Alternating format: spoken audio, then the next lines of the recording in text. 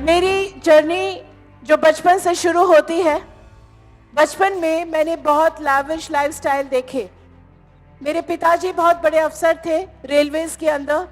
He was chief electrical engineer in northern railways and बहुत बड़ी lavish lifestyle मैंने जो बचपन में देखी, मैं बताना चाहूँगी। 8-8, 10-10 कमरों का घर होता था, इतने बड़े बंगलोज थे, आगे गार्डन, पीछे किचन गार्डन, सर्वेंट्स रूम, गाड़ी, नौकर चाकर, सब कुछ।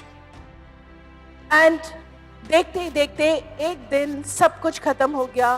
पिताजी रात को सोए और सुबह नहीं उठे। ही suffered a massive heart attack. उस टाइम, उस कम उम्र में मैंने सिचुएशन देखी कि एक इंसान जब तक काम कर रहा है पैसा आ रहा है, जब इंसान नहीं होता तो पैसा आना बंद, इनकम खत्म। इंसान जो गया उसकी भरपाई तो जिंदगी भर कोई नहीं कर सकता, वो दुख तो हमेशा रहता है, लेकिन फाइनेंशियली एक फैमिली कैसे शैटर हो जाती है वो मैंने बचपन में देखा। मेरी माँ को बहुत असहाय रूप में देखा। मेरी माँ की 13 साल की उम्र में शादी हुई। आप जानते हैं कि पहले के जमाने में क्या होता था, बचपन में शादी कर दी जाती थी, बहुत कम उम्र में शादी कर दी जाती थी। पहले के जमाने में सोच क्या होती थी? सोच यही होती थी कि लड़की है, क्या करना है ज्यादा पढ़ा करके, आगे घर ही तो संभालना है, रसोई तो संभालनी है, यही सोच होती थी। और 13 साल की उम्र में शादी हो गई। और पहले के जमाने में एक चीज और होती थी, हस्बैंड एंड वाइफ की जो एज डिफरेंस होती थी वो बहुत ज्यादा होती थी। 10-10, 11-11 साल के एज डिफरेंस में शादी होती थी। आप जानते हैं इस बात को? एंड आप सोचिए कि पिताजी की देहांत जब हुई तो my father's age was just 48 and my mother's age was just 38 and उस उम्र में वो विडो हुई। एंड हेल्पलेस सिचुएशन, क्या करें? बिकॉज 13 साल की उम्र में एक स्टूडेंट कौन से क्लास में पढ़ाई करता है? आप सोच सकते हो कैसी नौकरी मिलेगी। माँ कोई दूसरा काम नहीं ले सकती थी, कोई छोटा काम नहीं ले सकती थी, कोई पियन का काम नहीं ले सकती थी, चाय पानी पिलाने का काम नहीं ले सकती थी, बिकॉज स्टेटस का मामला था। भाई को पढ़ाई छोड़नी पड़ी और नौकरी पकड़नी पड़ी। भाई को कौन सी नौकरी मिली? बिकॉज स्कूल में पढ़ता था। यूडीसी भी नहीं, एलडीसी की नौकरी मिली। UDC is upper division clerk and LDC is lower division clerk. उतनी मामूली सी तनख्वाह और माँ की मामूली से पेंशन, इससे दोबारा से जिंदगी की शुरुआत करी। एंड आप सोच सकते हो इतने बड़े घर से हम 2 कमरों के मकान में आ गए। और मेरी माँ बहुत प्रोटेक्टिव हुआ करती थी, क्योंकि पहले जिस माहौल में हम रहते थे वहाँ से एक अलग माहौल में आना, घर से बाहर निकलो तो अलग किस्म के लोग, जेंट्री, तो माँ बिल्कुल प्रोटेक्ट करके रखती थी कि आप लोगों ने किसी से ज्यादा बात नहीं करनी है, बस पढ़ाई से मतलब रखना है। एक सीख जो माँ ने दी थी हम सबको कि बेटा और बेटी में मैं नहीं फर्क देखती हूँ। बेटी हो लेकिन पैरों पे खड़ा होना जरूरी है, ये समझ लो मैं क्यों बोल रही हूँ। उन्होंने एक चीज कही थी, जितना पढ़ना है पढ़ो, कोई दिक्कत नहीं आने देंगे हम, लेकिन अपने पैरों पे खड़े हो जाओ ताकि सुख में दुख में किसी के सामने हाथ फैलाने की जरूरत ना पड़े। And I could really understand। उस टाइम समझ में आ रही थी माँ के दुख, माँ के तकलीफ समझ में आ रही थी। एंड हमने वही किया, जी जान लगा करके पढ़े, बहुत मेहनत करी। एंड मेहनत क्यों? क्योंकि एक तो नंबर अच्छे आएंगे तो आगे एडमिशन्स अच्छी मिलेगी, बट मेहनत और इसलिए क्योंकि अगर स्कॉलरशिप मिल जाती है तो माँ का पैसा बचेगा। तो स्कॉलरशिप को दिमाग में रखते हुए मेहनत करना शुरू करा और बहुत अच्छे नंबरों से मैं पास आउट हुई और डिस्टिंक्शंस मिले। एंड उससे हुआ क्या कि जो best prestigious college of Delhi university है, मिरांडा हाउस, आप लोगों ने नाम सुना होगा, तो मिरांडा हाउस में एडमिशन लिया, इकोनॉमिक्स ऑनर्स किया, उसके बाद एमबीए किया। कॉलेज के दौरान में भी बहुत ज़्यादा मेहनत मैंने क्यों करी? क्योंकि मुझे दिमाग में यही थी कि कॉलेज में भी मुझे स्कॉलरशिप अगर मिल जाती है तो किताबें खरीदने की ज़रूरत नहीं होगी, क्योंकि बहुत महंगी किताबें होती थी, किताबें हम अफोर्ड नहीं कर सकते थे। और मुझे लगा कि अगर मुझे स्कॉलरशिप मिलती है तो ये सारा पैसा बचेगा। बहुत मेहनत करी, स्कॉलरशिप मिला। और DYEA करके एक ऑर्गेनाइजेशन है, Delhi entrepreneurs association, young association का एक ऑर्गेनाइजेशन जो कपिल देव जी हेड कर रहे थे। उस ऑर्गेनाइजेशन से मुझे स्कॉलरशिप मिली, सारे के सारे जो किताबें, सारे मेरे खर्चे पढ़ाई का, तो सब कुछ उन्होंने बेयर करा। 3 साल बहुत अच्छे से हमने पढ़ाई करी और उसके बाद MBA किया। MBA करने के साथ साथ फिर नौकरी भी लगी। बहुत खुशी हो रही थी कि मेरे को नौकरी मिल गई। और शुरू की खुशी तो सबको होती है, लेकिन जैसे जैसे समय जाता है तो आगे सारी दिक्कत परेशानी सामने नजर आने लगती है। क्योंकि नौकरी में मैं, यानी मेरे अंदर जो क्वालिटीज़ है, मैं अपनी तारीफ नहीं करना चाहती हूँ, बट एटलीस्ट आई नो कि मुझे काम अगर करना है तो डेडिकेटेडली करना है, होल हार्टेडली करना है, ऑनेस्टली करना है, और वही मैं करती थी। बहुत मेहनत करती थी। लेकिन वहाँ पे होता क्या था ऑफिस में कि जब मैं कोई अच्छा काम करती थी तो कोई और तारीफ ले जाता था, कुछ गलत किसी और से होता था तो मेरे को सामने खड़ा कर देते थे। तो ये इंटरनल पॉलिटिक्स, आप लोगों ने ऐसे पॉलिटिक्स फेस करे हैं जो लोग नौकरी करते हैं, राइट? सो कहीं ना कहीं मेरे को बहुत घुटन होने लगी कि मैं कर क्या रही हूँ अपने लाइफ के साथ। बुरे को यहाँ से बाहर निकलना है। मुझे ये पिंजरा लगने लगा था कि बहुत पोटेंशियल है मेरे अंदर, मैं बहुत कुछ कर सकती हूँ, लेकिन अगर नौकरी करती रहूंगी 10 साल 15 साल तो जिंदगी में कुछ नहीं कर पाऊंगी मैं। और जो लैविश लाइफस्टाइल मैंने बचपन में देख लिया था, मुझे वो लाइफस्टाइल वापस चाहिए था। मुझे वो वैसी जिंदगी नहीं चाहिए थी। मेरे को वही घर, उस तरीके का घर, मेरे को सारी चीजें, वो लग्जरी मेरे को चाहिए थी जो मैंने बचपन में देखी थी। सोचती गई मैं क्या करूं, कैसे करूं। इस बीच देव जी के साथ मुलाकात हुई और देव जी के जैसे सपने बड़े, मेरे भी सपने बहुत बहुत बड़े। तो दोनों ने मिलकर के फिर हमने सोचा, जब शादी हुई उसके बाद, शादी होती है, खर्चे बढ़ते हैं, परिवार बढ़ता है, खर्चे बढ़ते हैं, तो दोनों सोचते रहते थे कि करें तो क्या करें। सुबह उठती थी, घर का सारा काम खत्म करना, उसके बाद ऑफिस निकलना, वही बस पकड़ना, वही बस में बैठ करके ऑफिस पहुंचना, ऑफिस का काम खत्म करके फिर वापस घर पे आना और फिर घर का काम करना और वापस से अगले दिन वही मोनोटोनस लाइफ। मैं बस में जब सफर करती थी, कई दफा मेरे दिमाग में आता था कि क्या ऐसी मेरी जिंदगी निकल जाएगी? आने वाले 5 साल 10 साल भी अगर मैंने नौकरी कर ली, देव ने नौकरी कर ली, क्या हमारे सपने पूरे होंगे? दूर दूर तक सपने पूरे होने के कोई आसार नजर नहीं आ रहे थे। अपना घर बनाना था, हमारा अपना घर नहीं था, किराए के मकान में रहते थे, अपना कोई वाहन नहीं था। हर व्यक्ति को होता है कि अपना घर हो, अपनी कन्वेंस हो, बच्चों को बेस्ट ऑफ एजुकेशन दे। तो वो सारी चीजें हम चाहते तो थे करना, लेकिन कोई हमारे पास आसार नहीं था, कोई साधन नहीं दिख रहा था। तो एक दिन मैंने देव जी को कहा कि मैं कुछ अलग करना चाहती हूँ, मुझे बिजनेस करना है, मुझे नौकरी नहीं करनी। अगर मैं नौकरी करूंगी मेरा परिवार नेग्लेक्ट हो रहा है, मुझे अपने परिवार को देखते हुए कुछ ऐसा काम करना है। और मेरे को सिर्फ बिजनेस से दिख रहा है कि अगर मैं बिजनेस करूंगी तो अपना टाइम निकाल पाऊंगी परिवार के लिए, घर संभाल पाऊंगी, बच्चे को संभाल पाऊंगी। तो देव जी ने पूरा कोऑपरेट करा और उन्होंने मेरे को कहा कि कोई बात नहीं, अगर आपने रिजाइन करना है करो, मैं आपको पूरा सपोर्ट करूंगा। और मैंने और देव जी ने मिल करके प्रिंटिंग एंड एडवर्टाइजमेंट का काम शुरू करा। नौकरी मैंने रिजाइन करी, देव जी फिर भी नौकरी कर रहे थे। फ्रेंड्स, बिजनेस सोचना बहुत आसान है, लेकिन जब करने पे आते हैं तो पता चलता है कितने पापड़ बेलने पड़ते हैं। कोई नॉलेज नहीं था, कोई तजुर्बा नहीं था, बस दिमाग में एक फतूर, एक जुनून, एक कीड़ा कि कुछ करना है, कुछ अलग करना है, क्योंकि वो जिंदगी हमें नहीं चाहिए थी। हम कोई अपने सपनों के साथ कॉम्प्रोमाइज नहीं करना चाहते थे। एंड फ्रेंड्स, काम शुरू करा, कोई नॉलेज नहीं, क्या करना है, कैसे करना है। पेपर में एडवर्टाइजमेंट दिया हमने और बहुत सारे लोग आए, कारीगर चाहिए था हमें। तो उन कारीगरों में से जो बेस्ट हमें दिखा तो उसको हमने फाइनल करा। घर में जो काम करता था छोटू, उसको हेल्पर बनाया। और आज भी मुझे वो दिन याद है कि सिंप्लिसिटी में हम लोग बिलीव करते हैं। कोई इधर उधर की बात, घुमा फिरा करके बात, कोई गलत रास्ता, ये तो हमने ना तो सीखा है, ना तो कभी सोच हमारे अंदर कभी आई।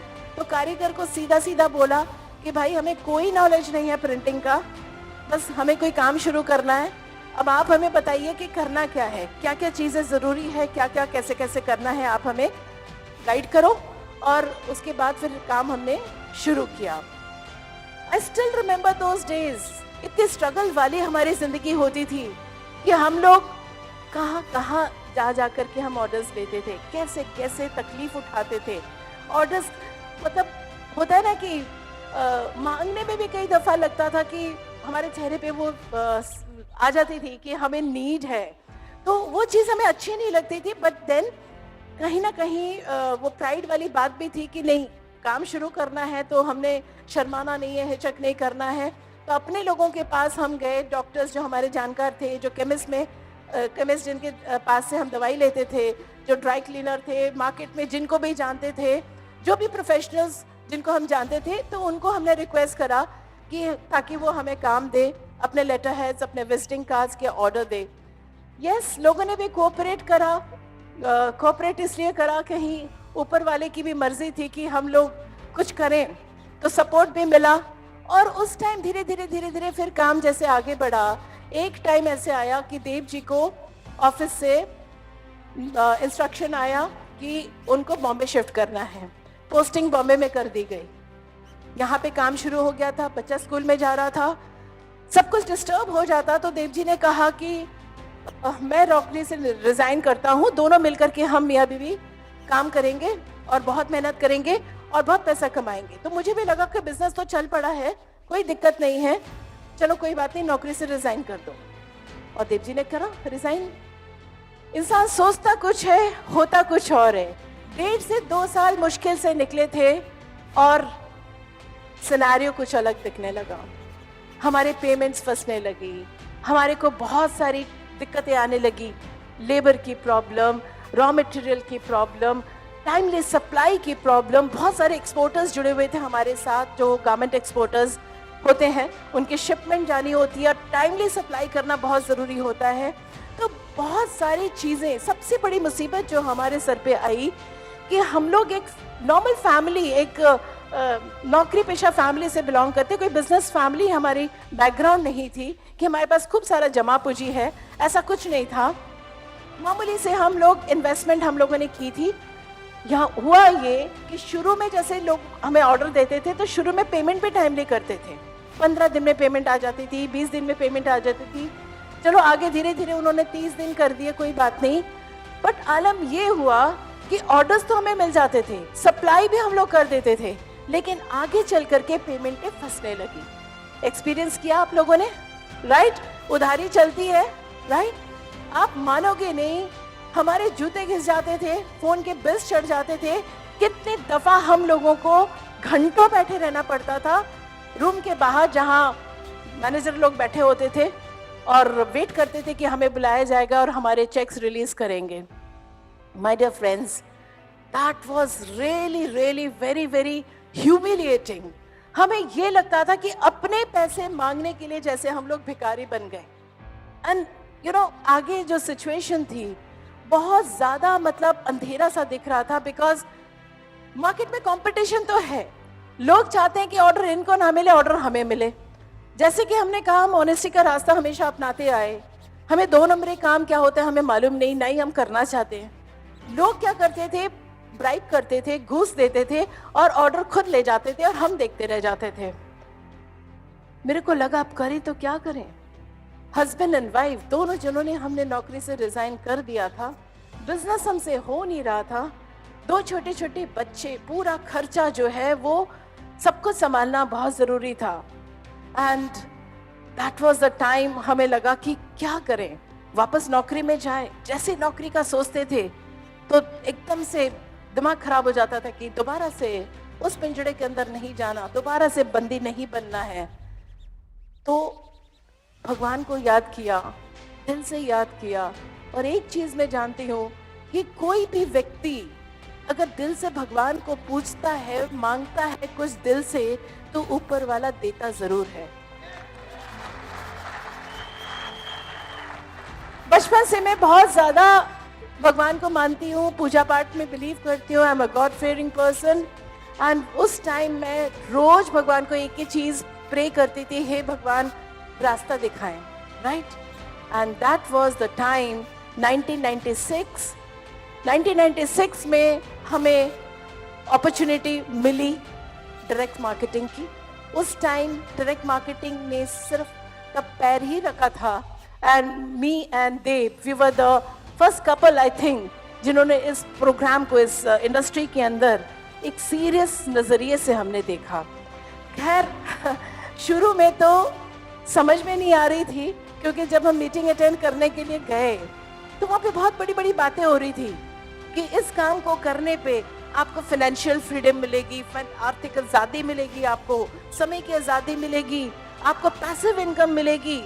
तो आर्थिक आज़ादी में भी मेरे को हंसी आई, क्योंकि उस टाइम बता रहे थे कि आप अगर इस काम को करोगे 2 साल 3 साल 5 साल तो 2 लाख 3 लाख 5 लाख रुपए तो कोई बड़ी बात है ही नहीं, महीने में कमा सकते हो इतना। उस टाइम 1996 में 2 लाख 3 लाख 5 लाख मतलब it was a dream income. मतलब ये मतलब लगता था कि यार अमीर इतना पैसा कैसे हो सकता है। मेरे को डाउट आया जब उन्होंने कहा कि यहाँ से आप कमा सकते हो पैसिव इनकम। पैसिव इनकम उन्होंने समझाया कि 3-5 साल काम करके अगर आप एक सफल लोगों का नेटवर्क बना लेते हो, उसके बाद काम करो चाहे ना करो, आपको पैसा आता है हर महीना हर साल जिंदगी भर। उसके बाद आपके बाद आपके बच्चों को ये बिजनेस इनहेरिट हो जाएगी। मेरे रोंगटे खड़े हो गए कि ये चीज क्या है। अभी नहीं तो पॉसिबल नहीं है। कभी हमने नौकरी में सुना ही नहीं कि अगर आप नौकरी नहीं कर रहे हो फिर भी आपको तनख्वाह मिल रही है। कोई ऐसा बिजनेस नहीं है कि जहां बिजनेस कुछ टाइम काम किया उसके बाद अगर काम नहीं भी करते हो तो भी पैसा आएगा। तो मेरे को लगा कि ये बेवकूफ बना रहे हैं, ये तो जरूर यहाँ पे कोई धोखाधड़ी वाली चीज है, ये हम लोगों को फांस रहे हैं। और डाउट में आकर के हम घर पे आए, लेकिन कहीं ना कहीं बैक ऑफ द माइंड चल रहा था अगर ये पॉसिबल है, अगर ये सच है। क्यों मैं सोच रही थी? क्योंकि बचपन में मेरा बहुत बुरा एक्सपीरियंस हुआ था, क्योंकि पिताजी थे एक्टिव इनकम में, जब तक काम कर रहे थे तो पैसा आ रहा था, जब वो नहीं रहे तो पैसा आना बंद हुआ। मुझे लग रहा था कि अगर यहाँ पे इस तरीके की सिक्योरिटी मिल सकती है बुढ़ापे तक, आखिरी दिन तक जब तक हम जिंदा हैं, और उसके बाद ये सिक्योरिटी अगर बच्चों को मिलती है, ये बिजनेस अगर बच्चे इनहेरिट करते हैं तो कितनी सिक्योर्ड लाइफ हो सकती है। डर भी लग रहा था, डाउट भी था, और कहीं ना कहीं मन से वो बात आ रही थी कि नहीं देखना चाहिए, क्योंकि ये चीज अगर होती है तो इससे बढ़िया और क्या हो सकता है। देव जी के कजन ब्रदर्स अमेरिका में रहते हैं और वहाँ पे बहुत लर्नेड हैं, बहुत साल से रह रहे हैं, and they are very educated people, and वहाँ पे उनकी सिटीजनशिप उनको मिली हुई है। तो देव जी ने आकर के घर पे उनको फ़ोन लगाया, फ़ोन करके ये पूछा कि भाई ये डायरेक्ट मार्केटिंग की जो ये कॉन्सेप्ट है, ये वाकई में क्या ओरिजिनेट हुई है अमेरिका से? क्या ये कॉन्सेप्ट वाकई में पावरफुल है? क्या ये वाकई में लाइफ चेंज कर सकती है? यहाँ पे तो इतनी बड़ी बड़ी बातें हो रही हैं कि ये फाइनेंशियल फ्रीडम दे सकती है, टाइम फ्रीडम दे सकती है, पैसिव इनकम दे सकती है। भाई मुझे बताओ, क्योंकि मुझे काम की ज़रूरत है और मैं काम के तलाश में हूँ, और अगर ये सारी बातें सच है तो भाई अगर तुम बोलोगे तो फिर मैं इस काम को सीरियस नज़रिए से देखता हूँ। भाई ने बोला कि ये बात जो आप बोल रहे हो ये 100 नहीं 200% सच है। भाई ने कहा कि देख यहाँ पे ना जो पेपर बांटने वाला है वो आज के तारीख में गनमैन लेकर के घूमता है, जो दूध बेचने वाला है वो यहाँ पे मोटर मैकेनिक जो है, यहाँ के लोग मिलियनेयर बिलियनेयर बन चुके हैं, बुलेट प्रूफ गाड़ी में घूमते हैं। भाई ये जो कॉन्सेप्ट है बहुत पावरफुल कॉन्सेप्ट है, और अगर ये इंडिया में आया है, अगर कंपनी सही है, अगर आप एजुकेशन को ध्यान में रखते हुए इस काम को करते हो तो सारे सपने पूरे हो सकते हैं, आपकी लाइफ टोटल ट्रांसफॉर्म हो सकती है। भाई ने बोला कि तू चिंता मत कर, मैं तेरे को किताबें भेजता हूँ और मैं तेरे को बहुत सारे कैसेट भेजता हूँ। उस टाइम सीडीज नहीं होती थी, उस टाइम कैसेट होते थे, राइट? तो भाई ने खूब सारी किताबें और कैसेट भेजे, और देव जी की खासियत ये है कि वो बहुत पढ़ना पसंद करते हैं, नॉलेज लेना पसंद करते हैं, और वो कुछ ही दिनों के अंदर उन्होंने सारी किताबें पढ़ डाली और कैसेट सुनते चले गए, और विश्वास उतना ही पक्का होता चला गया कि ये सिस्टम जो है ये लाइफ चेंजिंग अपॉर्चुनिटी है। और हम लोगों ने डिसीजन लिया, लेकिन कुछ गलतियां करी। गलतियां ये थी कि हम लोगों को बहुत अहंकार था कि हम दिल्ली यूनिवर्सिटी से पढ़े हैं, एमबीएस हैं, कॉर्पोरेट्स में हमने काम करा है, तो बस एक अपॉर्चुनिटी मिल गई है, अब काम करना है। मार्केटिंग वर्ड से हमें ये था कि हमें प्रोडक्ट को बेचना है, राइट? क्योंकि सिखाने वाला तो कोई नहीं था, कोई हमारे को एजुकेट करने वाला नहीं था, क्योंकि कॉन्सेप्ट नया था, राइट?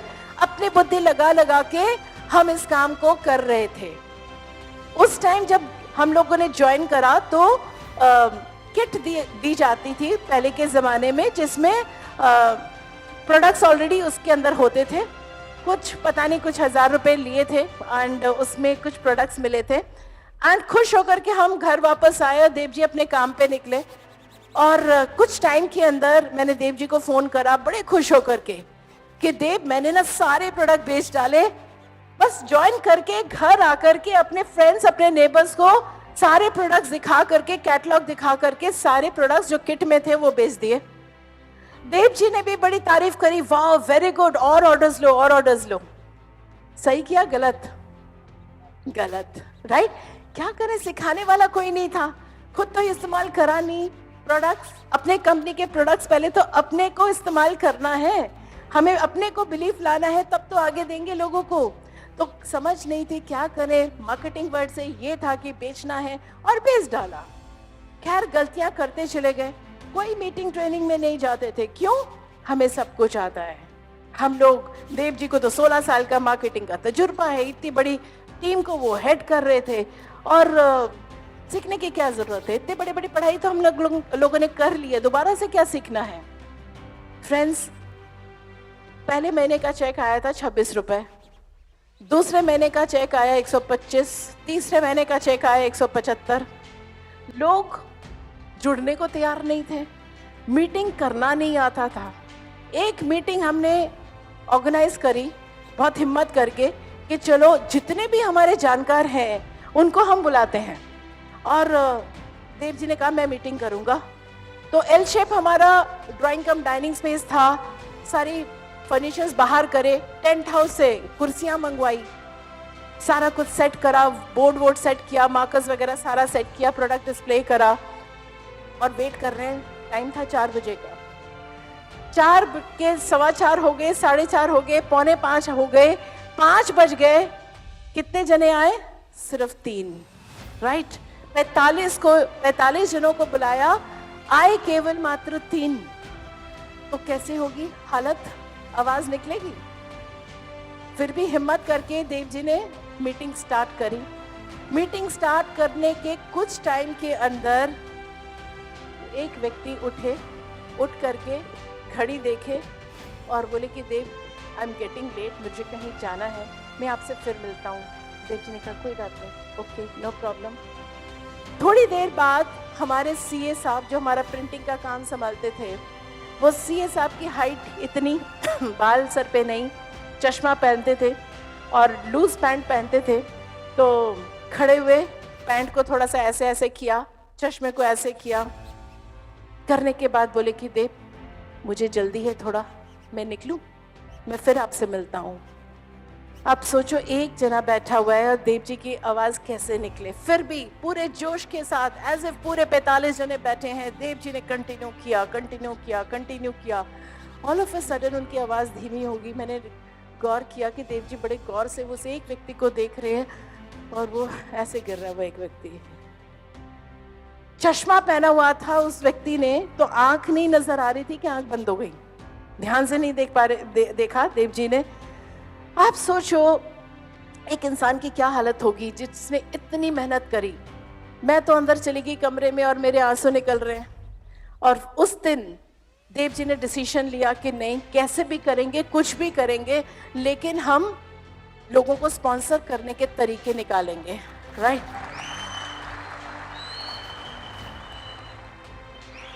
देव जी ने मेरे को बताया कि चलो स्पोर्टी बनो, have the sportsman spirit, don't be demotivated, हमेशा इनकरेज करते हैं। और इनकरेज करके उन्होंने कहा कि चलो अच्छा खाना बनाओ, मैं लंच पे अपने दोस्तों को बुलाता हूँ, प्लान शो करेंगे। तो डेट फाइनल हुआ, लंच पे लोगों को बुलाया गया, मैंने बहुत अच्छे से लंच वंच प्रिपेयर करा। 1 महीना हो चुका था ज्वाइन करे हुए, और दोस्त लोग आए, खाना वाना खाया, उसके बाद देव जी प्लान शो कर रहे हैं, दिल से प्लान शो कर रहे हैं। कमाल का बिजनेस है, फैंटास्टिक बिजनेस। क्या क्या फाइनेंशियल फ्रीडम मिलती है इस बिजनेस के अंदर, आपको नहीं मालूम। आपको मालूम है कि विदेश में, अमेरिका में जो न्यूज़पेपर बेचने वाला है, जो मोटर मैकेनिक है, वो बुलेट प्रूफ गाड़ी में चलते हैं, उनके साथ गनमैन घूमते हैं। फाइनेंशियल फ्रीडम इस तरीके की मिलेगी आपको, लाइफ टर्न अराउंड हो जाएगी। उसी टाइम घंटी बजती है, टिंग टोंग। दरवाज़ा मैंने जाकर के खोला तो देखा कि कुरियर आया है। पहले क्या होता था कि ECS नहीं जाता था, राइट, तो कुरियर से चेक आता था, और मेरे को लगा कि ये चेक है, क्योंकि पहले क्या होता था कि लिफाफा होता था, लेकिन छोटा सा विंडो होता था प्लास्टिक का, सॉरी सेलोफेन का, तो उसमें से दिखता था कि अंदर क्या है। तो मेरे को दिख रहा था कि कोई चेक सा है कुछ। तो मैंने बोला कि देव, मुझे लग रहा है कि ये हमारा चेक आया है। बहुत खुश कि हमारा पहला चेक आया है। तो देव जी ने भी बहुत एक्साइटेड होकर के बोला, अरे खोलो खोलो। उनके फ्रेंड्स ने भी बोला, भाभी खोलो खोलो, देखो क्या है, कितने का चेक बताओ। तो मैंने भी बहुत कॉन्फिडेंटली चेक निकाला, देखा तो देखती रह गई, कभी देव जी को देखूं, कभी चेक को देखूं। हाँ, देव जी ने बोला क्या हुआ, मेरे कान लाल, मेरे गाल लाल। मैंने कहा कि क्या बोलूं, 26 रुपए का चेक।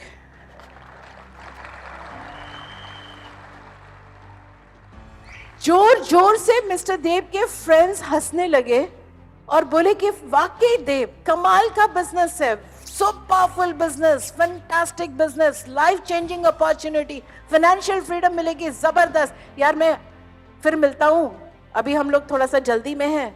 और वो हंसते हुए वो निकल गए। उस दिन हमारे को जो जिल्लत महसूस हुई, हम लोगों ने डिसीजन लिया कि आज जो ये लोग हंसे हैं, एक दिन हम लोग हंसेंगे और इनकी बोलती बंद होगी।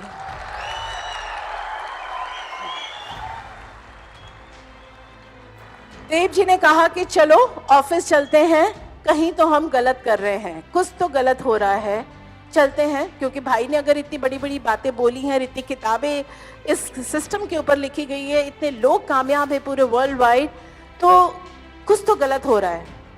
ऑफिस में गए तो वहाँ पे जो ट्रेनर थे उन्होंने हमें बिठाया।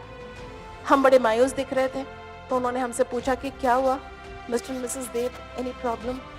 हमने कहा yes there is a problem, because हम लोग जुड़े थे इस बिजनेस के अंदर कि हमें बहुत कुछ अचीव करना है, हमारा पूरा हमने सब कुछ वाइंड अप करके इस बिजनेस को स्टार्ट करा है, पूरा फ्यूचर हमारा सामने है, नौकरी हम लोग छोड़ चुके, अपने प्रिंटिंग ऑफ बिजनेस हम लोग वाइंड अप कर चुके हैं। और हम दोनों ने कहा कि कैसे होगा, आप लोगों को तो कभी हम ट्रेनिंग्स मीटिंग्स में देखते ही नहीं है, ट्रेनिंग स्टार्ट हो चुकी थी कब की हमें पता भी नहीं, राइट।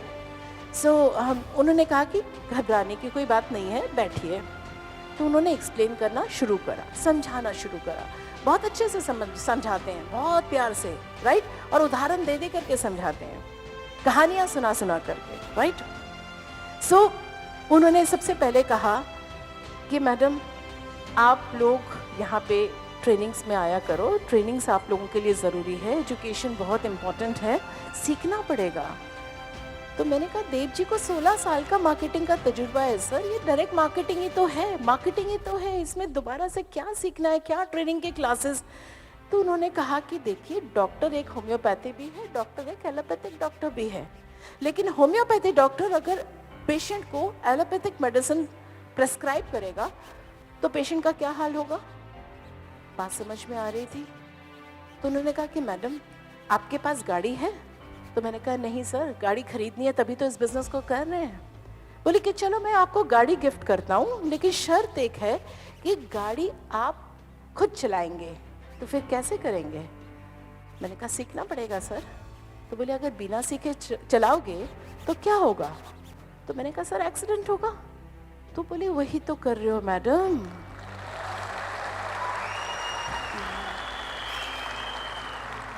बोले कि आपको सपनों का वाहन मिल चुका है, ये अपॉर्चुनिटी आपका सपनों का वाहन है, इस सपने के वाहन को आप बिना सीखे चला रहे हो, खुद भी एक्सीडेंट कर रहे हो, जितने लोगों को बिठा रहे हो उनका भी एक्सीडेंट कर रहे हो, कैसे होगा? और उन्होंने फिर कहा कि देखो भाई, आपको जो है कुछ नहीं करना है, टेंशन मत करो, एक सफल व्यक्ति को सिर्फ फॉलो कर लो। अगर सफल व्यक्ति को फॉलो करोगे तो रास्ता सीधा है, आप अपनी मंजिल तक जरूर पहुंचोगे, समय भी व्यर्थ नहीं होगा। फिर से उन्होंने उदाहरण दिया। उन्होंने कहा कि मैडम, आपको इमरजेंसी है, आपको बॉम्बे जाना है और कोई ट्रेन की टिकट नहीं मिल रही, कोई फ्लाइट की टिकट नहीं मिल रही और आपको जाना ही जाना है, इमरजेंसी है, आप गाड़ी निकालते हो और रास्ता भी नहीं मालूम आपको, तो आप जाओगे, रास्ता लैंड, उस टाइम गूगल कुछ नहीं होता था, गूगल मैप वगैरह कुछ नहीं होता था, राइट? तो आप लैंडमार्क देखते हुए जाओगे, बीच रास्ते में गाड़ी भी रोकोगे, कोई बंदा मिल गया तो उससे पूछोगे कि भैया बॉम्बे का रास्ता किधर है, किस रोड को लूं? तो हो सकता है वो सही बताए, हो सकता है वो गलत भी बताए, और अगर गलत बताए हो सकता है बॉम्बे की जगह पूना पहुंचो, हो सकता है। तो मैंने कहा सर बिल्कुल हो सकता है। बोले कि अगर मैं बॉम्बे जाता रहता हूँ, मुझे रास्ता मालूम है और मैं आपको जानता हूँ कि आप परेशानी में हो और आपको बॉम्बे जाना है, और अगर मैं कहता हूँ कि मैडम आप चिंता मत करो, मेरी गाड़ी के पीछे आप अपनी गाड़ी लगा दो, तो आप सीधा बॉम्बे पहुंचोगे, समय भी व्यर्थ नहीं होगा।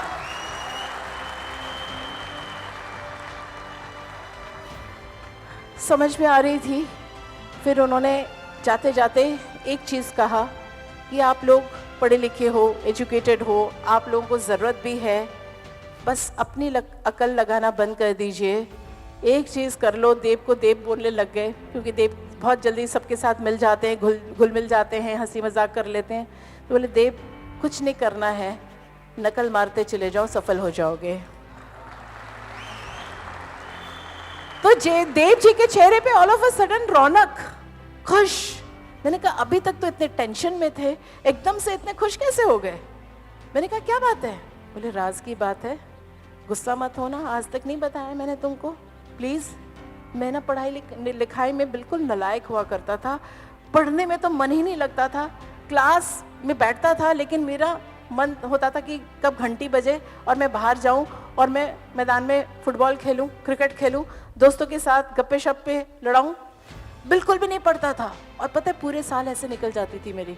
और जब एग्ज़ाम आता था तो क्या करता था, पर्चे रखता था, फर्रे रखता था जेब में, और नकल मार मार के अगर मैं पास हुआ हूँ, और ये बिजनेस अगर नकल मारने का बिजनेस है, यहाँ पे तो मैं नंबर 1 बनूंगा।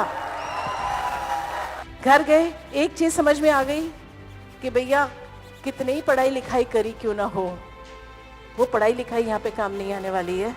अपनी बुद्धि, अपने आप को हम बहुत इंटेलिजेंट भले ही समझते हो, लेकिन वो सारी की सारी इंटेलिजेंस कोई काम नहीं आने वाली है।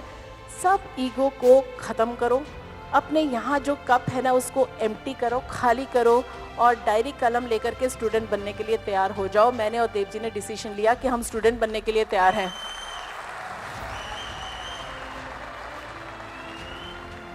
क्योंकि जिंदगी में बहुत तकलीफ देख चुके थे, बचपन से तकलीफ देख रही थी, बहुत उम्मीदें लेकर के नौकरी स्टार्ट करी थी, बहुत उम्मीदें लेकर के प्रिंटिंग का काम स्टार्ट करा था, सब कुछ आंखों के सामने अंधेरा छा गया। एक उम्मीद जगी थी कि यहाँ से हमारी ज़िंदगी बदल सकती है। अब उसके लिए कुछ भी करना पड़े, सारी ईगो वीगो ख़त्म। भैया 1-2 साल के लिए स्टूडेंट बन जाओ, अगर ज़िंदगी बदलती है तो हम लोगों ने तो डिसाइड कर लिया कि अब हमको जो बोला जाएगा हम उसको करेंगे, राइट? और हमने सीखना शुरू कर दिया। हर मीटिंग, हर ट्रेनिंग को हम लोगों ने अटेंड करना शुरू करा। कई मीटिंगें तो पता नहीं कितनी दफ़ा हम लोग अटेंड कर लेते थे, जाते थे। हर बार लगता था कि भाई कुछ नया और मिल जाएगा, और मिलता भी था, और सीखते गए, सिखाते गए। देव जी जैसे बिलीव करते हैं सीखने में, सिखाने में, उनको बहुत अच्छा लगता है सीखना सिखाना। 4 नेशनल अवार्ड उनको मिला, पिछली कंपनी में one of the best trainer award मिला। एंड इस तरीके से आगे बढ़ते चले गए, और धीरे धीरे चेक बढ़ने लगा। 50,000, 70,000, 1 लाख का जब चेक आया तो हिंदुस्तान टाइम्स न्यूज़पेपर में फ़ोटो आई, फेमिना मैगजीन में फ़ोटो आ गई, आज तक में इंटरव्यू आ गए मिस्टर देव के, जी बिजनेस में फ़ोटोग्राफ आए, इंटरव्यू आया। तो बहुत अच्छा फील हो रहा था कि पहले तो कोई भी नहीं जानता था, एक छोटी सी अपनी दुनिया होती थी, अपने फैमिली, अपने फ्रेंड्स, बस इतनी सी दुनिया में हम लोग जी रहे थे। आज हमें कितने लोग जानने लगे हैं, बहुत अच्छा फील हो रहा था। बट धीरे धीरे धीरे धीरे उस कंपनी के अंदर बहुत सारी इंटरनल डिस्टर्बेंसेस की वजह से बहुत सारे लोग मायूस हो रहे थे। हमारी टीम के काफ़ी सारे लीडर्स डिस्टर्ब हो रहे थे। तो हम लोग क्योंकि सेकंड टॉप अर्नर थे वहाँ पे, तो हम लोग बहुत काउंसल करते थे अपनी टीम को, बहुत धैर्य रखने की बात करते थे और मैनेजमेंट के साथ हमारी डिस्कशंस होती चली जाती थी। रेगुलर हमारी मीटिंग्स होती थी, रात के 12-12, 1-1, 2-2 बजे तक हम लोग मीटिंग्स के अंदर बैठते थे। बट कुछ ना कुछ सोल्यूशन हम जो ढूंढते थे वो नहीं मिल पा रही थी। और इस तरीके से काफ़ी सारी लीडरशिप जो धैर्य रख रही थी, लेकिन एक टाइम आया कि उनका धैर्य टूटा एंड वो निकलते चले गए, निकलते चले गए, निकलते चले गए। बड़े से बड़े तादाद में लोग निकले, टॉप लीडरशिप निकली। उस दौरान जो 14 साल हमने उस कंपनी के अंदर गुजारा, उस दौरान काफ़ी सारी और डायरेक्ट सेलिंग कंपनियां आ चुकी थी। और उसके करके हमें ये था कि हमारी कंपनी बेस्ट है। जैसे कोई भी काम करते हैं तो दिल से करते हैं, पैशन के साथ करते हैं, और एक लगाव सा हो गया था हमारे पुराने कंपनी के साथ। तो हमको लग रहा था कि ये सारी लोग जो निकल रहे हैं गलत कर रहे हैं और बहुत जल्दी उनको पता चल जाएगा कि कितना बड़ा गलत डिसीजन है। एंड यू वोंट बिलीव, इतनी सारी कंपनी होने के बावजूद वो कहीं नहीं जा रहे थे, सिर्फ एक कंपनी की तरफ वो सारी भीड़ जा रही थी, और वो है वेस्टीज। जैसे कि मधुमक्खी का छत्ता नहीं होता है, मधुमक्खी का छत्ता, तो वो छत्ता वेस्टीज वो छत्ता है, राइट। सो उस टाइम बहुत दुख हो रहा था कि जिन लोगों को हमने ट्रेन किया, एजुकेट किया, अपने हाथों से डेवलप किया, वो छोड़ के जा रहे हैं। और मिस्टर देव को, he was diabetic, he had blood pressure, so he suffered a mild heart attack also. Obviously जब टीम जा रही है एंड पूरा फुल टाइम हमारा करियर है, तो हम लोग डिसीजन नहीं लिए, क्योंकि हम लोग सेकंड टॉप अर्नर थे, हम लोग लॉयल थे, हम लोग सब कुछ, हमें लग रहा था कि जो जीना मरना हमको यहीं पे है। हमने नहीं डिसीजन लिया। और उस टाइम जब मिस्टर देव को ये प्रॉब्लम हुई, तो एक आर्टरी में स्टेंट डली, दूसरे आर्टरी में 80% ब्लॉकेट पाया गया। तो डॉक्टर ने कहा कि लगे हाथ दूसरा ऑपरेशन भी कर देते हैं। तो मैं थोड़ी सी घबराई थी, तो मैंने सेकंड ओपिनियन लिया। और उस टाइम जो हमारे सेकंड ओपिनियन के जो डॉक्टर्स, जो हमारे जानकार डॉक्टर्स थे medical, all India institute of medical sciences के, तो उन्होंने कहा कि 3-4 महीने रहने दीजिए, अभी 80% ब्लॉकेट है, अगर वो ब्लॉकेट बढ़ेगी तो हम सोचेंगे। तो जो ये 3-4 महीने का पीरियड मुझे मिला, तो उस दौरान बहुत सारे हमारे जानकार जो ऑलरेडी वेस्टीज में आ चुके थे, तो वो लोग मिलना चाहते थे देव जी से। लेकिन देव जी को इतनी ज़्यादा अंदर से आई एम सॉरी, वो नेगेटिव हो चुके थे सबके प्रति। तो उन्होंने बोला कि मुझे किसी से मिलना नहीं है, my blessings are with them, but मुझे नहीं मिलना है, आप बात कर लीजिए, उनको चाय पिलाइए, उनको आने के लिए थैंक्स बोलिए, और उनको बोल दीजिए कि डॉक्टर ने उनको रेस्ट के लिए बोला है। तो बहुत लोगों ने प्रयास करा कि आए, देव जी से मिले और फ्लेक्स ऑयल वगैरह सजेस्ट करा, नहीं। हमारे एक जानकार हैं, आप मतलब वो मिस्टर देव को भाई मानते हैं, तो उन्होंने बहुत रिक्वेस्ट करी, वो भी हमारे पुराने कंपनी के हमारे एसोसिएट रहे, तो हमारे क्रॉस लाइन में थे। तो उन्होंने भी बहुत रिक्वेस्ट करी, मेरे को समझाया कि नाराज़गी छोड़िए, प्रोडक्ट से क्या नाराज़गी है, मेरा कोलेस्ट्रॉल था, मेरा कोलेस्ट्रॉल कम हुआ, तो आप देख कर के तो देखो, हो सकता है कि मिस्टर देव की सेकेंड ऑपरेशन बच जाए। तो मैंने फिर देव जी को कहा कि छोड़िए नाराज़गी, आप ट्राई तो करिए, क्या फ़र्क पड़ता है, अगर फ़ायदा होता है, ऑपरेशन बचता है, तो वाई नॉट। देव जी भी बोले शंकर की तरह है, नाराज़ होते हैं तो होते हैं, कोई समझाता है तो एकदम शांत होकर के एकदम कूल हो जाते हैं। सो 3 से 4 महीने रेगुलरली फ्लेक्स ऑयल दिया, और उसके बाद जब डेट आई जांच की, तो जांच करवाया और रिपोर्ट लेकर के पहुंचे डॉक्टर के पास। डॉक्टर देख करके रिपोर्ट देके हमें देके रिपोर्ट देके बोले आप क्या कर रहे हैं। मैं घबरा गई, मैंने सोचा कि अभी बोलेंगे कि अब एडमिट कर दीजिए, ऑपरेशन करना है। मैंने पूछा क्या हुआ डॉक्टर साहब, बोले कि नहीं कुछ तो है, आप कुछ कर रहे हैं, मुझे बताइए क्या कर रहे हैं। मैंने कहा कुछ भी नहीं डॉक्टर साहब, जो खाना आपने बोला है खाने के लिए वही खा रहे हैं, सारे परहेज़ कर रहे हैं, एक्सरसाइज कर रहे हैं, मेडिसिन जो भी बोला है वो ले रहे हैं। क्या हुआ है डॉक्टर साहब। बोले कि मैडम कुछ तो आप इनको दे रहे हैं। मैंने कहा पर्स में फ्लेक्स ऑयल था, मैंने फटाक से फ्लेक्स ऑयल का बॉटल निकाला। मैंने कहा सर ये दे रहे हैं हम, आप बताओ कि कोई गलत हो गया क्या? बोले कि नहीं नहीं नहीं, कुछ गलत नहीं हुआ, ये देते रहिए, ब्लॉकेट्स खत्म है, ऑपरेशन की ज़रूरत नहीं है।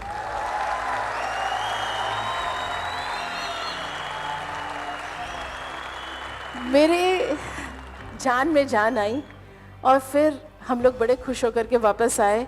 और फिर मैंने मेरी मदर के लिए ग्लूकोसामीन और कैल्शियम मंगवाया। मदर को बहुत सारी प्रॉब्लम थी, मुझे माइग्रेन की प्रॉब्लम थी, तो बहुत सारे प्रोडक्ट्स हमने मंगवाया। और उसके बाद कुछ महीनों के अंदर जो रिजल्ट्स हमें मिले, चौंका देने वाले रिजल्ट्स थे, अमेजिंग रिजल्ट्स। मैं काफ़ी सैड अंदर से थी क्योंकि टीम ऑलरेडी चली गई थी। जो थोड़ी बहुत टीम थी उनको लेकर के हम काम कर रहे थे, बहुत मेहनत में कर रही थी। मिस्टर देव को रेस्ट बोला गया था, फील्ड संभाल रही थी, नए लोगों को स्पॉन्सर करके जो डायमंड की काउंटडाउन थी उससे डबल डायमंड की भी काउंटडाउन हमने स्टार्ट कर दी। वहाँ पे उस टाइम में डायमंड एक बहुत बड़ी पोजीशन हुआ करती थी, लेकिन जब डबल डायमंड की भी काउंटडाउन स्टार्ट कर दी तो चेक में कोई फ़र्क नहीं आया। तो मेरे को लगा इतनी मेहनत कर रही हूँ, इतने तनाव में हूँ, इतनी सारी स्ट्रगल हम कर रहे हैं, तो क्या आगे फ्यूचर है? वो पैसिव इनकम वाली बात, वो फाइनेंशियल फ्रीडम वाली बात कहीं समझ में नहीं आ रही थी। तो मिस्टर देव मेरे को ऑब्जर्व कर रहे थे काफ़ी टाइम से, तो बोले कि क्या बात है, आप सैड नज़र आ रहे हो। तो मैंने कहा कि हाँ सैड तो मैं हूँ, मेरे मन में एक बात आ रही है, देव बताऊँ? तो उन्होंने बोला बोलो बोलो। हिम्मत नहीं हो रही थी, मेरे को लगा कि बोलेंगे तो शायद भड़क जाएंगे देव जी। मैंने आहिस्ते से बोला एक बार वेस्टीज चले।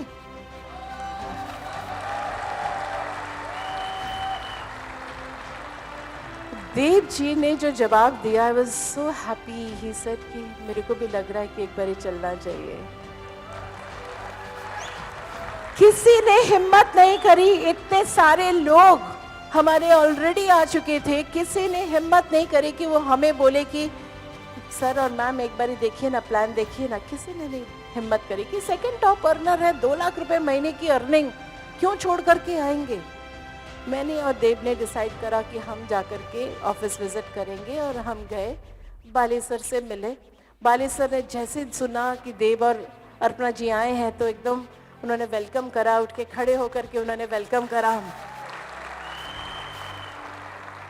अब मैं आपको एक बात बताना चाहूँगी कि जब हमारे चेक्स नहीं बन रहे थे पिछले कंपनी में, जब परेशान होकर के हम ऑफिस गए थे और जो ट्रेनर की बात मैं कर रही थी, जो उदाहरण दे दे करके समझा करके कहानियाँ बता करके समझा रहे थे, वो कोई और नहीं थे, मिस्टर गौतम बाली थे। मिस्टर बाली ने भी नहीं सोचा था कि हम लोग जो सेकंड टॉप अर्नर हैं वो ऑफिस पहुंचेंगे खुद से, राइट। लेकिन जाकर तुरंत मैंने एक चीज़ बाली सर को कहा कि सर मैं आपसे नाराज़ हूँ। तो बोले क्या हुआ, क्यों भाई? अर्पणा जी मैंने क्या किया? मैंने कहा सर आपने मेरी सारी टीम ले ली। तो बोले कि मैंने ली? मैं क्यों लूँगा, मैं कोई टीम नहीं लेता हूँ, मैं किसी को नहीं बुलाता हूँ, लोग अपने आप से आते हैं, आप भी तो आज अपने आप से आए हो। तो मैंने कहा कि सर बात तो सही है। मैंने कहा कि सर प्रोडक्ट बहुत अच्छे हैं, लेकिन एक बात मेरे को समझ नहीं है, अगर पे आउट भी इतना अच्छा है जो सुनने में आ रहा है कि 1.5-2 साल काम करने के बाद लोगों के 2-2, 2.5 लाख के चेक है। सर 14 साल निकाल दिया, हमारे 2 लाख से ज़्यादा चेक नहीं हुए। अगर यहाँ पे 1.5-2 साल के अंदर लोग 2-2.5 लाख रुपए कमा रहे हैं, और सर वो सिद्धार्थ जी के चेक 5-6 लाख, क्या ये सच है?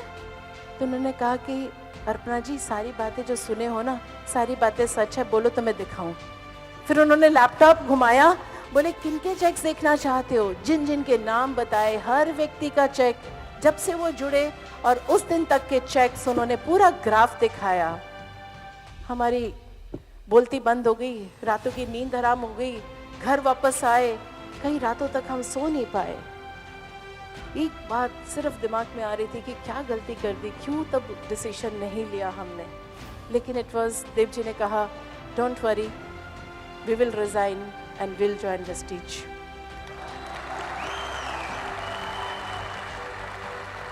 मैंने कहा कि देव क्या करेंगे, कैसे करेंगे, टीम चली गई है, थोड़ी बहुत टीम है, वो भी वो इतनी मैच्योरिटी नहीं है, कैसे करेंगे, अकेले आना पड़ेगा। देव जी ने उस टाइम एक बात कही कि अगर किसी पेंटर की पेंटिंग बहुत ज़बरदस्त है और बहुत रुपए में बिकती है, बहुत मशहूर पेंटर है, और कोई दूसरे व्यक्ति आकर के उन पेंटिंग्स को खराब कर देता है जो बनाया है उस पेंटर ने, काली फेंक देता है, तो क्या वो दोबारा से पेंटिंग नहीं बना सकता? तो कॉन्फिडेंस दिलाया कि हमारे पास नॉलेज है, हमारे पास तजुर्बा है, हम भले अकेले हैं, हम दोबारा से टीम खड़ी करेंगे, हिम्मत करो, मैं तुम्हारे साथ हूँ। उसके बाद हम लोगों ने काम शुरू करा। जो गलती पिछले कंपनी में करी वो गलती नहीं करी दोबारा से। इस बारी हम लोगों ने डिसाइड करा कि डे 1 से हम वेस्टीज सिस्टम को अडॉप्ट करेंगे, वेस्टीज एजुकेशन को फॉलो करेंगे और मेहनत करने में आ गए। यू वोंट बिलीव, 7 मई 2010 को हमने 1,97,000 का पे आउट लिया पिछले कंपनी से और 16 मई 2010 को हमने वेस्टीज ज्वाइन किया। एंड उससे अगले महीने एनिवर्सरी थी वेस्टीज की, 2 जून, राइट। और हमें ये उम्मीद थी कि अब हम वेस्टीज में आ गए हैं तो लोग मतलब बड़े खुश होंगे, हमारे एग्जाम्पल्स देंगे, राइट। और क्योंकि आदत पड़ी हुई थी ना कि स्टेज पे जब हम जाते थे पिछली कंपनी में, डायमंड क्योंकि बहुत बड़ा एक लेवल हुआ करता था, तो लोग शोर करते थे, मालाएं पहनाते थे, तालियां बजाते थे, और जब स्टेज से उतरते थे तो लाइन लगी होती थी फोटोग्राफ और ऑटोग्राफ के लिए। और हमें था कि हम बहुत बड़े कोई हैं और यहाँ पे वेस्टीज में आए हैं तो उसी नज़रिए से लोग हमें देखेंगे। हमें क्या पता था कि यहाँ पे 2-2.5 लाख कमाने वाले तो इर्द गिर्द घूमते हैं वेस्टीज में। 2 जून का वो एक्सपीरियंस मैं शेयर करना चाहूँगी। 2 जून को हम लोग गए ऑफिस में और वहाँ पे केक कटिंग सेरेमनी हो रही थी। बाली सर सबको बुला रहे थे, लीडर्स के नाम आवाज़ दे दे करके बुला रहे थे, कहीं हमारा नाम नहीं लिया जा रहा था, राइट। हम कोने में खड़े हुए थे, मैं और देव दोनों, राइट। और कोई मुड़ के भी नहीं देख रहा था हम लोगों को। और वो उस दिन जो हमारी फीलिंग आई कि भैया पिछले कंपनी में तो हमने नाम कमा लिया, लोग सोचेंगे कि शायद इनकी किस्मत अच्छी थी कि पिछली कंपनी में उन्होंने नाम कमा लिया, अच्छा पैसा कमा लिया, यहाँ पे देख लेते हैं कि क्या करेंगे, क्योंकि बातें बनाने वाले तो बहुत होते हैं, यस और नो, राइट। तो वही मतलब हमारे अंदर बात आई कि अपना वजूद बनाना है, अपनी पहचान बनानी है, अब लग जाओ काम पे। न दिन देखी न रात देखी, देव जी एक डायरेक्शन में जाते थे, मैं एक डायरेक्शन में जाती थी और पूरे दिल से काम करते थे। 20-20, 25-25 दिन हम बाहर रहते थे एंड धीरे धीरे रॉ लोगों को लेकर के काम किया। कोई नेटवर्कर नहीं मिला, ना कोई आया था पिछली कंपनी से, ना कोई नेटवर्कर मिला हम लोगों को, लेकिन विश्वास था ऊपर वाले के ऊपर, विश्वास था अपने ऊपर कि इतना बड़ा डिसीजन लिया है तो कुछ तो ऊपर वाला ज़रूर यूनिवर्स सपोर्ट करेगा। देखते ही देखते एजुकेशन सिस्टम इतनी बढ़िया, वेस्टीज की प्रोडक्ट इतने अच्छे, तो टीम भी बनने लगी। देखते देखते जो चेक बनने लगा, 2,000 रुपये का पहले महीने का चेक, दूसरे महीने 41,000, तीसरे महीना 1 लाख। 4 साल के अंदर हमारी इनकम 9 लाख क्रॉस कर गई। और जो हाईएस्ट चेक अभी है, वो हाईएस्ट चेक अब जो है वो 24 lakh, and that is God's grace, right. तो कई दफ़ा लगता था कि क्यों उस टाइम डिसीजन नहीं लिया, लेकिन एक बात मैं जानती हूँ कि भगवान की जब तक मर्जी नहीं होती तो एक पत्ता नहीं हिलता। जब जिसका वक्त होता है दरवाजे अपने आप खुलते हैं। A journey of 1,000 miles begins with the first step। हजारों मील का जो सफ़र है उसकी शुरुआत होती है, एक पहला कदम तो आपको लेना है, राइट। माय डियर फ्रेंड्स, बहुत सारे ऐसे सेलिब्रिटीज के पीछे लोग दीवाने होते हैं, फिल्म स्टार्स के पीछे लोग दीवाने होते हैं, क्रिकेट प्लेयर्स के पीछे दीवाने होते हैं, उनसे मिलने के लिए तरसते हैं, उनसे फोटोग्राफ लेने के लिए, ऑटोग्राफ लेने के लिए लोग तरसते हैं। Yes, they are great people, they have done a lot for themselves and today they are celebrities। लेकिन एक बात बताइए, उनकी अपनी जिंदगी तो बदली, लेकिन कितने लोगों की जिंदगी उन्होंने बदली, अपने जैसे कितने लोगों को उन्होंने बनाया अपने से भी बेहतर। क्या आज सारे वेस्टिजियंस सेलिब्रिटीज से कम है? आज वेस्टिजियंस जो है, जो टॉप लीडरशिप जो आज के तारीख में वेस्टीज के अंदर है, they are the real celebrities. वो अपनी जिंदगी के साथ साथ हजारों लाखों लोगों की जिंदगी बदल रहे हैं। वो अपनी नॉलेज देते हैं, अपने एजुकेशन, अपना टाइम, अपनी एनर्जी सब कुछ लगा देते हैं पहले दूसरों को सफल बनाने के लिए, तब जाकर के वो खुद सफल बनते हैं। माय डियर फ्रेंड्स, ये जो जिंदगी मिली है, ये एक ही जिंदगी मिली है, राइट? मिस्टर देव कहते हैं किस घर पे हम पैदा हुए हैं वो हमारे हाथ में नहीं है, लेकिन कैसा घर हम लोगों को, अपने बच्चों को देकर के जाएंगे वो तो हमारे हाथ में है, राइट? सो एक ही चीज मैं कहूंगी, स्वामी विवेकानंद जी की एक कोट मैं कहना चाहती हूँ, arise, awake and stop not till you reach your goal. उठो, जागो और रुको मत जब तक कि आप अपने मंजिल को हासिल नहीं कर लेते। Thank you so much. God bless all of you. God bless Vestige.